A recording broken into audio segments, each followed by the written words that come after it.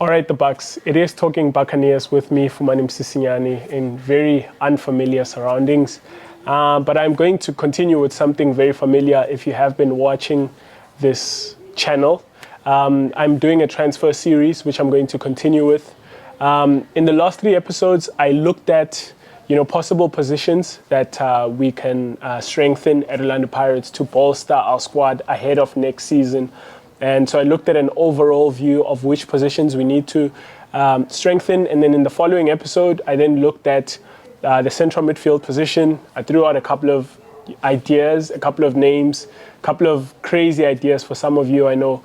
And then in the following one, I looked at the right back position. And in today's episode, I'm going to look at the winger, the wide forward, as you will.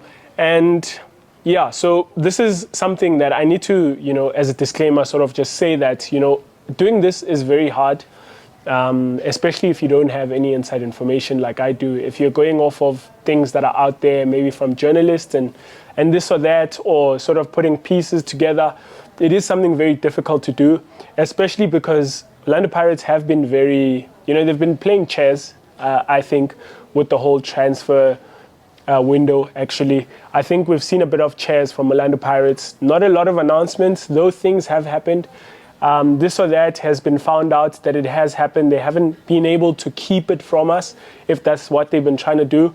And we found out those things. However, they haven't come out to come and announce some of those things, those big things that have been happening. There are a few things, though, that have been announced.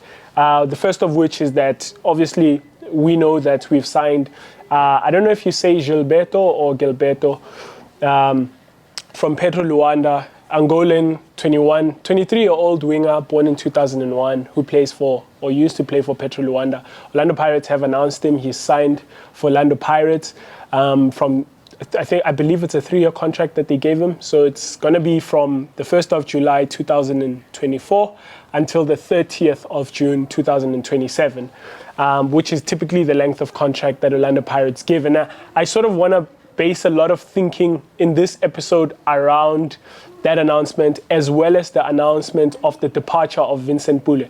Now, before I actually recorded this episode, in fact, even before we hear of the signing of Gilberto, there's a couple of suggestions that I thought, something that I thought, if you watch, the overall episode that I did when I started this transfer series, I spoke about, I think, if I'm not mistaken, I spoke about the fact that the wide forward, the winger, or the wide forward, the winger, whatever you call him, is a position that we need to strengthen going forward. I spoke about the fact that, we don't have a deputy for Relebogile Mofokeng. I still don't think, before signing Gilberto, I still didn't think we had a deputy, even though, Dion Hotter has been playing there. I know some of you are going to say that there's Katlego Tladisa, but in all fairness, without sounding very harsh or anything like that, I think he hasn't performed anywhere near good enough for the appearances that he has made for Orlando Pirates. I think that he has not put on an audition that suffices for us to think we can count on him going forward. Now, some people may say stuff like, hey, look, it was the first season, this and that, which is fair. But I think coming to a club like Orlando Pirates, if you don't hit the ground running, you put yourself in a position where people like myself, who don't see you at training, can only judge you, can only judge you in those performances that the head coach gives you, those appearances. You put yourself in a position where we come out here and we think, is that guy really good enough for us? Katlego Tladisa, again, he's maybe even 4 years older than Gilberto now. So Katlego Tladisa, I think, is born in 1997, has been in the PSL for a while. I know a lot of people will talk of him because of his, tiny stature. He's very small in his stature. He does look a bit tall from afar, but if you really zoom in, you'll see that he's quite short and, very tiny body like me. He's got a very small, tiny body. However, that has led to people mistakenly tagging him with the tag of he's still young, he's still going to improve, and things like that. However, he is 27 years old. He has failed to come to Orlando Pirates and hit the ground running. In fact, Munapule Saleng is a year younger than Katlego Tladisa, just for a bit of context, that, people like Saleng have come in. Of course, players are different.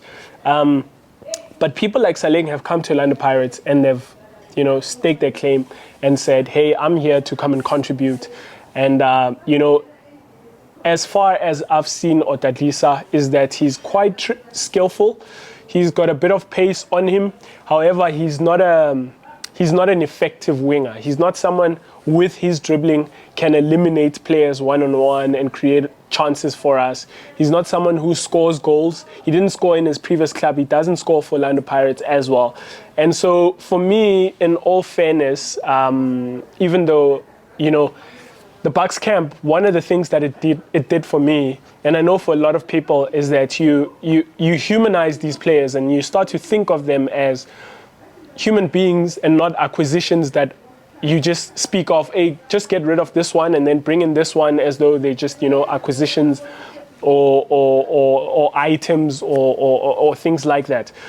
You humanize these people and you realize there's stories behind them, there's motivations behind, they're coming to Orlando Pirates, they are wanting to do well. However, there is the brutal fact that at the end of the day, this is a very professional institution, Orlando Pirates, which is results-based, this game of football. And to be able to get those results, you sometimes have to be quite cutthroat in severing relationships with certain players that are not meeting the minimum requirements. And I think for me, the reason we keep seeing Hoto playing there, even though we've got Otadisa, is because he just hasn't sufficed in terms of his quality. Now, again, this is to say that I don't think Relebogile Mofokeng has a deputy, because another thing I want to say is I do not want to see Dion Hoto playing at left wing again. The reason for that is simple, is that Dion Hoto is a very, very, very honest worker. He's a very honest player. He's quite a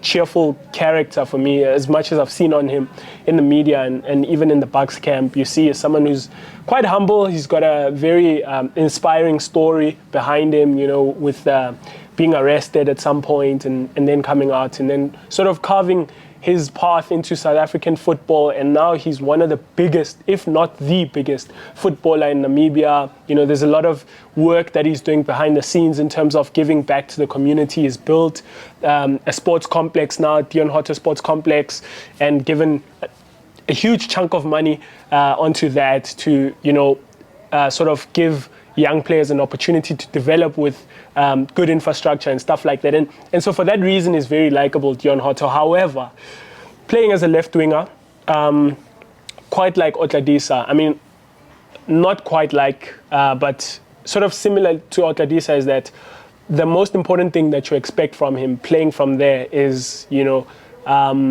tangibles. You need him to be able to deliver into the box. You need him to be able to find his teammates. You need him to chip in with a goal. And I know he does score a free kick, but however, a dead ball set piece is something that even if you're playing at left back, you can take. So don't come at me with he scores set pieces and all of that stuff. I'm not taking that one because playing at left back, he can still take dead balls and stuff. But I think when he's playing on the left wing, he fails to, give us, the output. He doesn't give us, cutbacks. I think his crossing is inaccurate a lot of the time, a bit forced, a bit rushed. He lacks a bit of composure, even though he works very hard. And so I don't want to see him there. I think when he's playing at left back, he gives us another dimension, different to what Paseko Mako is. Not to say it's better. I'm saying different. Gotta choose my words wisely, because people often, take something and they just make it something you never said. He's different to what we have in Mako. Mako does, hug the touchline. However, Dion Hoto gives us that grit, yes, Mako gives us that grit, but that pace as well.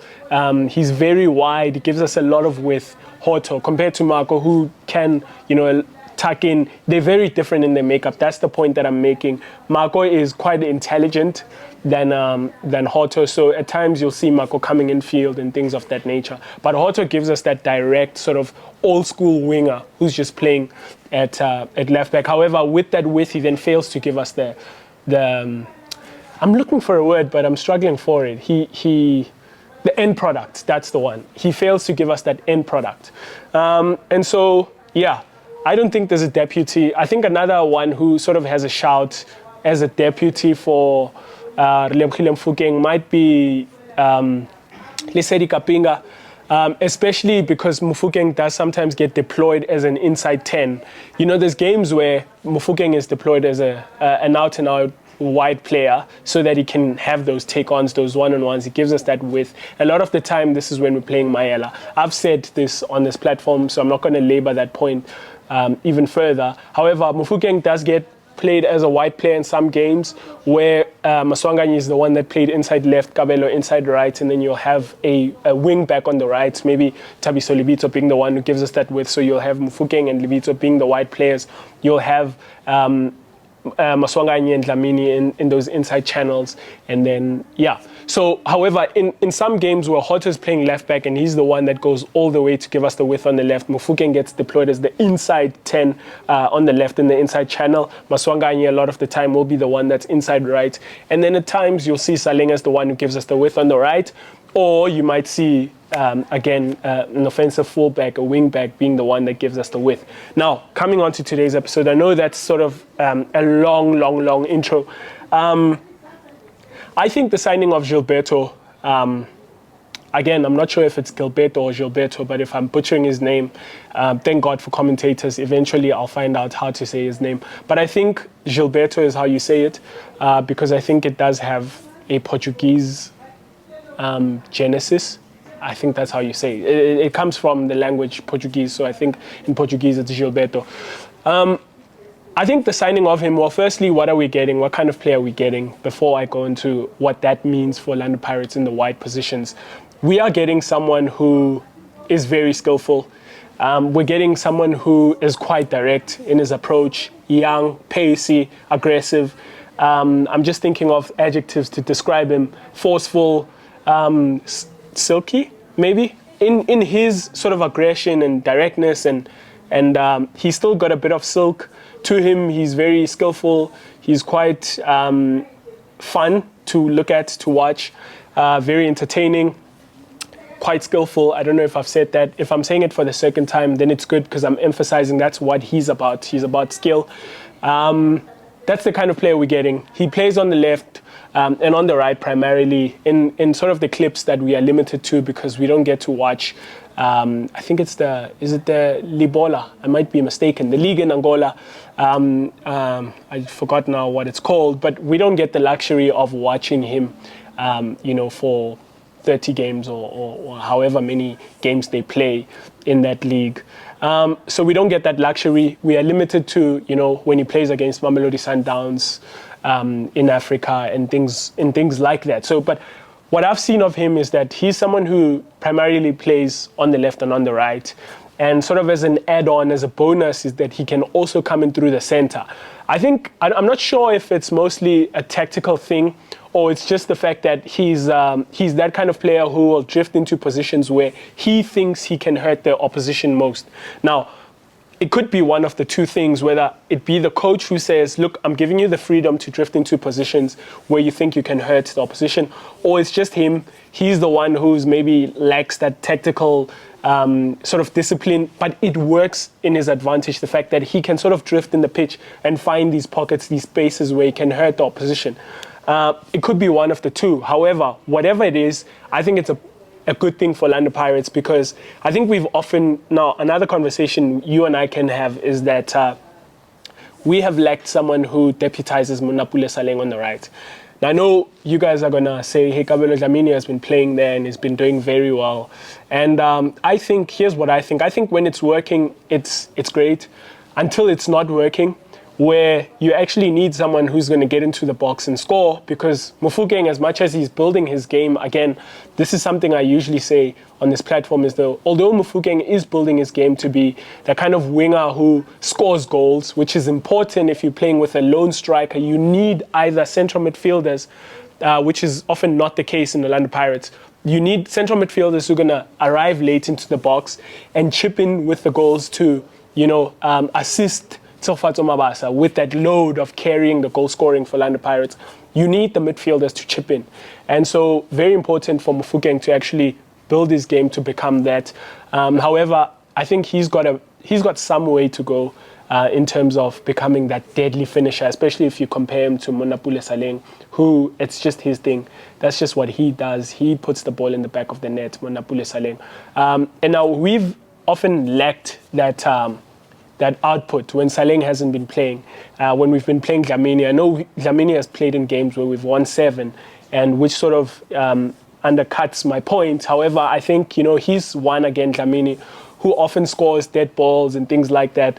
But I beg your pardon, you and I can agree that he's not someone who's going to score 15 for us. And I think if you think of Tseho as someone who's going to score 20 next season, then you need someone who's going to score 15, and then you need, the rest of the midfielders to chip in with 8, 7, 5, those kind of numbers. But I definitely think you need a second scorer who's going to be on the pitch while Mabasa is on the pitch as well. Not someone who's going to come in to replace Mabasa, but someone who can score while Mabasa scores. So we have 2 box threats on the pitch, and we've lacked that. Now, something I want to point out is that, Gilberto, his numbers don't suggest that he's that. His numbers don't suggest, I think in 43 appearances, he only has 7 goals. I don't know whether to attribute that to his lack of goal-scoring prowess or just the fact that he's young and young players do develop, right? I think if you go and look at Monapule Saleng's numbers before he comes to Orlando Pirates, you might find that they're similar in that sense. However, he comes to Orlando Pirates, better support, better structure, better coach, in all due respect, might set up the system so that it feeds that player with, the opportunities to put the ball in the back of the net, or he just matures. That's another thing. So I do want to say that Gilberto's numbers don't suggest that he's a natural goal scorer who scores goals. However, I think he can be that sort of player for us. I love him. He plays on the right. He plays on the left. He can play through the center. And so he gives us also the tactical versatility that I think Jose Rivera has been looking for. And it's been the reason why we've not seen Monapule Saleng at times, is that when we're playing with someone like, not someone like, because all our right fullbacks are very offensive fullbacks who give us width and at times lack the wherewithal tactically to invert and come in field for Saleng to occupy those wide spaces for him to, be deadly in those one-on-one situations that we know he's deadly in, beat people for pace and that sort of thing. But now our fullbacks, because of the way that they are, they then force Saleng to come infield because they go out wide. And so I think that it cuts away from Saleng's game a little bit. And hence we've seen Kabelo Dlamini play in that position because tactically it makes sense. The system works together best in that sense. However, it's got its disadvantages in that Kabelo Dlamini will not get in the box and score. Patrick Masonganye will not get in the box and score, and so that then falls on Relebogile Mofokeng to be the one who then has to contribute those goals for us, maybe even Talent Mbata, if he can't do that, but often he hasn't done that for us. Now, I think the signing of Gilberto in that regard, that he can do 10, he's very good in channels. I've already sort of said that he's good in finding spaces, even infield, where there's a lot of traffic. He can operate in those kind of spaces. I think he's someone who can be molded to model his game as being one who can also then get into the box and put stuff in the back of the net. So I think that's the thinking around the Gilberto signing, which is amazing. Does then Pirates go on to do more business in that position? Because if I sort of count the people that we have playing for us as wide players, we've got Katlego Tladisa, who's still with us and has flown with the team to Spain, by the way. We've got Relebogile Mofokeng, who's looking increasingly likely to stay in the country. I haven't heard anything lately in terms of his departure and stuff like that. The thing about these things is they could be happening sort of behind the scenes. However, I think you start to get into that July, and we are now approaching mid-July, and it's still very quiet for him. So it is maybe safe to assume that we might have him with us. He's flown to Spain, so which then suggests that there's no business that is busy taking place, which requires for him to be doing medicals, maybe stuff like that. So he's with the club, he's with the team in Spain for pre-season. Exciting. I think there's going to be, again, another development curve for him out there now. having grown a bit more into his head. So the point is, we've got Mofokeng as our white player. We've got Katlego Tladisa. We've released Vincent Pule, and we've got Gilberto and Monapule Saleng. And then we've got Mohau Nkotha. Now, here's what I want to say in closing is that I don't think Orlando Pirates should go and add someone else. The only reason Orlando Pirates should go and add another winger is if we're going to release someone. And that would be if maybe we release, Relebogile Mofokeng, or release, but if we sell him, he goes to Europe.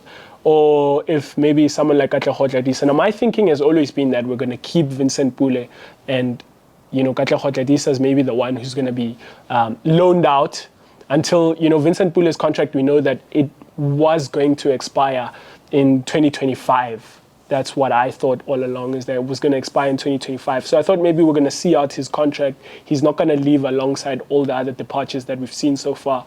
I thought he's the one that's going to stay in that group. And then maybe I thought, you send Tladisa out, and then he sort of comes back when Vincent Pule's contract expires and sort of naturally becomes that body to replace Pule. But we've obviously let Pule go. There's talk of him going to SuperSport United, of which I wish him very well. Great servant of the club, Vincent Pule. I love him. He's one of my favorites, actually. He's been one of my favorite players at Orlando Pirates. Unfortunately for him, because of injuries and stuff like that, he hasn't been able to contribute, especially lately. But when he has donned the pitch, quality oozes out of him. And I think SuperSport United, they will know very well that they're getting a very good player. Unfortunately for them, 32 years old, but I still think there's a player there. His experience, maybe the pace, maybe, the fitness might not be the same. However, I think being around the place, playing some games, he's going to add that brilliance, that quality that is very rare in the country. I think he's still one of the best for me, I think. It's unfortunate.